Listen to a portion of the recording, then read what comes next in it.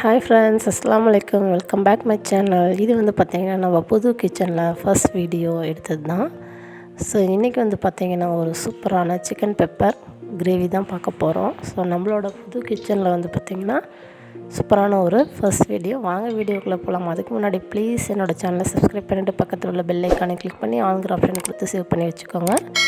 So இன்றைக்கி வந்து பார்த்திங்கன்னா ஒரு சிக்கன் பெப்பர் ஃப்ரை தான் பார்க்க போகிறோம். அதுக்கு வந்து நான் கடாயில் கொஞ்சமாக ஆயில் விட்டுருக்கேன். ஸோ எண்ணெய் சூடானதுக்கப்புறம் அது கூடவே ஒரு அரை ஸ்பூன் அளவுக்கு ஜீரகம் வந்து சேர்த்துக்கிறேன். ஜீரகம் வந்து சேர்க்கும்போது சாப்பிட்றதுக்கு நல்ல ஒரு செரிமானம் கிடைக்கும். ஸோ அதனால தான் நான் எந்த ரெசிபி பண்ணாலும் அதில் ஃபஸ்ட்டு வந்து நான் ஜீரகம் சேர்த்துப்பேன்.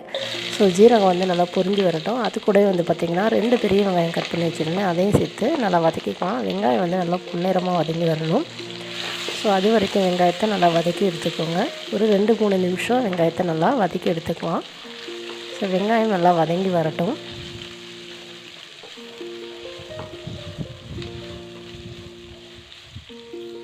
ஸோ இப்போ பார்த்திங்கன்னா வெங்காயம் நல்லா வதங்கிருச்சு. இப்போ இது கூடவே ஒரு 1.5 ஸ்பூன் அளவுக்கு நான் இஞ்சி பூண்டு பேஸ்ட்டு வந்து சேர்த்துக்கிறேன். ஸோ சிக்கன் மட்டன் எது செஞ்சாலும் இஞ்சி பூண்டு பேஸ்ட் வந்து கொஞ்சம் அதிகளவு சேர்த்தா தான் ஸோ நான்வெஜ்ஜோட டேஸ்ட் வந்து நல்லாயிருக்கும். ஸோ இஞ்சி பூண்டு பேஸ்ட்டு சேர்த்து அதையும் நல்லா நம்ம வதக்கிக்கலாம். ஸோ அதோட பச்சை வாசனை போகணும், அது வரைக்கும் நல்லா வதக்கி எடுத்துக்கலாம். வெளியில் வந்து பார்த்திங்கன்னா கொஞ்சம் வேலை பார்த்துட்ருக்காங்க. ஸோ அதனால் கொஞ்சம் சவுண்டாக இருக்குது. ஸோ வீடியோ வந்து கொஞ்சம் அட்ஜஸ்ட் பண்ணிக்கோங்க. ஸோ வெங்காயம் இஞ்சி பூண்டு நல்லா வதங்கி வரட்டும். இது கூடவே வந்து 2 தக்காளி வந்து நான் கட் பண்ணி வச்சுருக்கேன். ஸோ தக்காளியும் சேர்த்து நல்லா வதக்கி எடுத்துக்கலாம். தக்காளி வந்து நல்லா வதங்கி வரணும். தக்காளி வந்து நல்லா ஒரு கிரேவி ஸ்டேஜுக்கு நல்லா வதங்கி வரணும். ஸோ இது கூட நம்ம இதுக்கு தேவையான எல்லா மசாலாவும் இப்போ சேர்த்துக்கலாம்.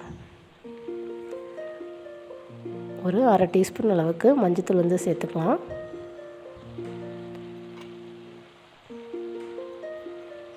இது கூட ஒரு 1.5 ஸ்பூன் அளவுக்கு மிளகாத்தூள் வந்து சேர்த்துக்கிறேன். ஸோ சிக்கனை பொறுத்த வரைக்கும் நல்லா காரசாரமாக இருந்தால் தான் சாப்பிட்றதுக்கு நல்லா டேஸ்ட்டாக இருக்கும். ஸோ சிக்கன் வந்து எப்போ செஞ்சாலும் நல்லா காரமாக செஞ்சு சாப்பிடுங்க, ரொம்பவே நல்லாயிருக்கும். இது கூட ஒரு அரை ஸ்பூன் அளவுக்கு மட்டும் நான் மல்லித்தூள் வந்து சேர்த்துக்கிறேன். நம்ம வந்து கிரேவி தான் செய்ய போகிறோம். ஸோ குழம்பு சேர்க்கும் போது தான் நம்ம வந்து மல்லித்தூள் வந்து குழம்புக்கு தான் அதிகமாக சேர்த்தா நல்லாயிருக்கும். ஸோ கிரேவிக்கு வந்து சும்மா அந்த வாசனைக்காக கொஞ்சமாக வந்து மல்லித்தூள் வந்து சேர்த்துக்கலாம். 1 டீஸ்பூன் அளவுக்கு கரம் மசாலா தூள் வந்து சேர்த்துப்போம். ஸோ கரம் மசாலா தூள் சேர்த்து செய்யும்போது டேஸ்ட் வந்து ரொம்ப நல்லாயிருக்கும். இப்போ இது கூடவே தேவையான அளவு உப்பு சேர்த்து இது எல்லாமே நல்லா வதங்கி வரணும். இப்போ கொஞ்சமாக தண்ணி சேர்த்துக்கலாம். நம்ம மசாலாலாம் சேர்த்துருக்கிறதுனால கொஞ்சமாக அடி வந்து பிடிக்கும். ஸோ அதனால் கொஞ்சமாக தண்ணி சேர்த்துட்டு நல்லா இந்த வெங்காயம் தக்காளி நம்ம சேர்த்த மசாலா இது எல்லாமே நல்லா வதங்கி வரணும். ஸோ இந்த மசாலாவோட பச்சை வாசனை எல்லாமே போயிட்டு நல்லா வதங்கி வரணும். ஸோ அது வரைக்கும் ஒரு 2-3 நிமிஷம் நல்லா வதக்கி எடுத்துக்கோங்க. ஸோ இப்போ பார்த்திங்கன்னா எல்லாமே நல்லா வதங்கி வந்துருச்சு. அதோட பச்சை வாசனையும் போயிடுச்சு. இப்போ வந்து நான் சிக்கன் க்ளீன் பண்ணி வச்சுருக்கேன். இதையும் இப்போது சேர்த்துக்கலாம்.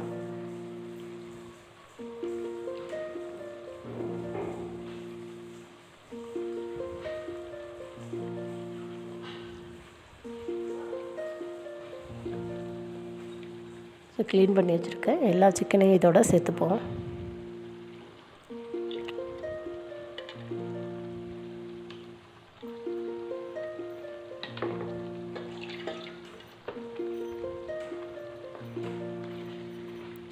ஸோ சிக்கன் எல்லாம் சேர்த்துட்டு இதை நல்லா மிக்ஸ் பண்ணிடலாம்.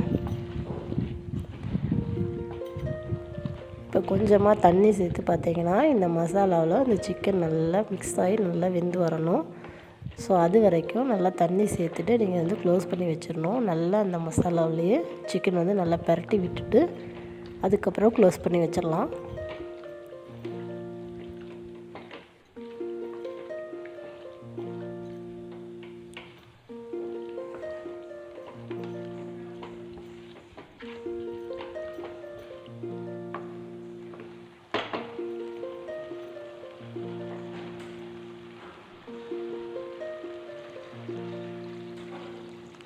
இப்போ வந்து நல்லா சிக்கன் வேகிற அளவுக்கு தேவையான அளவு தண்ணி சேர்த்துட்டு அதை ஒரு மிக்ஸ் கொடுத்துட்டு அதுக்கப்புறம் நீங்கள் மூடி போட்டு க்ளோஸ் பண்ணிடலாம்.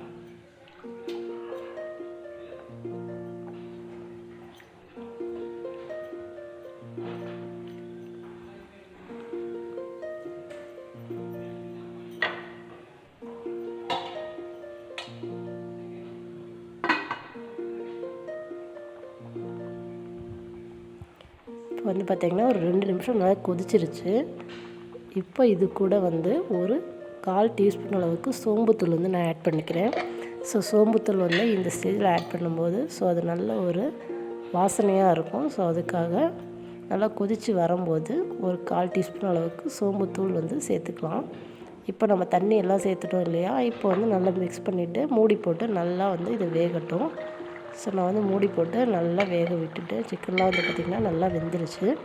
நம்ம வந்து இதை ஒரு கிரேவி மாதிரி தான் செய்ய போகிறோம். ஸோ அதுக்காக வந்து பார்த்திங்கன்னா கடைசியாக சிக்கன்லாம் வெந்ததுக்கப்புறம் ஒரு 1/2 டீஸ்பூன் அளவுக்கு நான் வந்து பெப்பர் சேர்த்துருக்கேன். அதாவது மிளகுத்தூள் வந்து சேர்த்துருக்கேன். சிக்கன் எப்போ செஞ்சாலும் மிளகுத்தூள் வந்து சேர்த்துட்டோம் அப்படின்னா இது டேஸ்ட்டும் நல்லாயிருக்கும், நல்லா காரமாக இருக்கும் சாப்பிட்றதுக்கு. ஸோ அதுக்காக மிளகுத்தூள் 1/2 ஸ்பூன், அது கூட ஒரு 1/2 டீஸ்பூன் அளவுக்கு ஜீரகத்தூளும் சேர்த்துருக்கேன். ஸோ மிளகு ஜீரகத்தூள் வந்து லாஸ்ட்டாக எப்பயும் சேர்த்துட்டிங்க அப்படின்னா ஸோ அதோடய ஃப்ளேவரும் நல்லாயிருக்கும். ஸோ வந்து சாப்பிட்றதுக்கு நல்லா டேஸ்ட்டாக இருக்கும். ஸோ அதனால் மிளகு ஜீரகத்தூள் வந்து இறக்குறதுக்கு ஒரு 5 நிமிஷத்துக்கு முன்னாடி நீங்கள் சேர்த்துக்கோங்க, நல்லாயிருக்கும். ஸோ இப்போ மிளகு ஜீரகத்தூள் சேர்த்தாச்சு. இப்போ நல்லா ஒரு மூடி வச்சு ஒரு 5 நிமிஷமும் நல்லா கொதிக்க விட்டுட்டேன். நல்லா வந்து பார்த்திங்கன்னா ஒரு கிரேவி பதத்துக்கு வந்துடுச்சு. லாஸ்ட்டாக கொஞ்சமாக மல்லித்தலை வந்து மேலே ஆட் பண்ணிக்க போகிறேன். மல்லித்தலை ஆட் பண்ணிவிட்டு நல்லா ஒரு மிக்ஸ் கொடுத்துட்டு நீங்கள் வந்து அடுப்பை வந்து லோ ஃப்ளேமில் வச்சுக்கலாம். ஸோ நீங்கள் இன்னுமே தண்ணியாக வேணும் அப்படின்னாலும் நீங்கள் தண்ணி சேர்த்துக்கலாம். இல்லை வந்து இன்னும் நல்லா சுக்காவாக வேணும் அப்படின்னாலும் நீங்கள் வந்து க்ளோஸ் பண்ணி வச்சிங்க அப்படின்னாலும் நல்லா தண்ணியெல்லாம் இஞ்சி நல்லா வந்து ஒரு சுக்காவாக ஆயிரும். அதுவுமே சாப்பிட்ற டேஸ்ட்டாக இருக்கும். ஸோ இந்த மாதிரி செய்யும்போது நம்ம சாதத்துக்கு பிணைஞ்சு சாப்பிடும்போது நல்லாயிருக்கும்.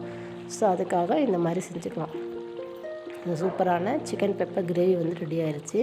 ஸோ இது இட்லி, தோசை, சப்பாத்தி, சாதம் எல்லாத்துக்குமே ரொம்ப டேஸ்ட்டாக இருக்கும். கண்டிப்பாக நீங்களும் இந்த ரெசிபி ட்ரை பண்ணி பாருங்கள். ஸோ சூப்பரான சிக்கன் பெப்பர் கிரேவி வந்து ரெடி ஆயிடுச்சு. கண்டிப்பாக இந்த ரெசிபி உங்களுக்கு பிடிக்கும். நீங்களும் உங்கள் வீட்டில் ட்ரை பண்ணி பாருங்கள். ட்ரை பண்ணி பார்த்துட்டு மறக்காமல் எப்படி இருக்குன்னு என்னோட கமெண்ட்டில் ஷேர் பண்ணிக்கோங்க. நீங்கள் இப்போ தான் என்னோடய வீடியோ ஃபஸ்ட் டைமாக பார்க்குறீங்கன்னா ப்ளீஸ் வீடியோக்கு கீழே இருக்க சப்ஸ்கிரைப் பண்ண கிளிக் பண்ணி சப்ஸ்கிரைப் பண்ணி வச்சுக்கோங்க. ப்ளீஸ் சப்ஸ்கிரைப் பண்ணிவிட்டு பக்கத்தில் உள்ள பெல் ஐக்கானை கிளிக் பண்ணி ஆளுங்கிற ஆப்ஷனை கொடுத்து சேவ் பண்ணிக்கோங்க. மறுபடியும் ஒரு சூப்பரான வீடியோவோடு நான் உங்களை மீட் பண்ணேன். அது வரைக்கும் தேங்க்ஸ் ஃபார் வாட்சிங்.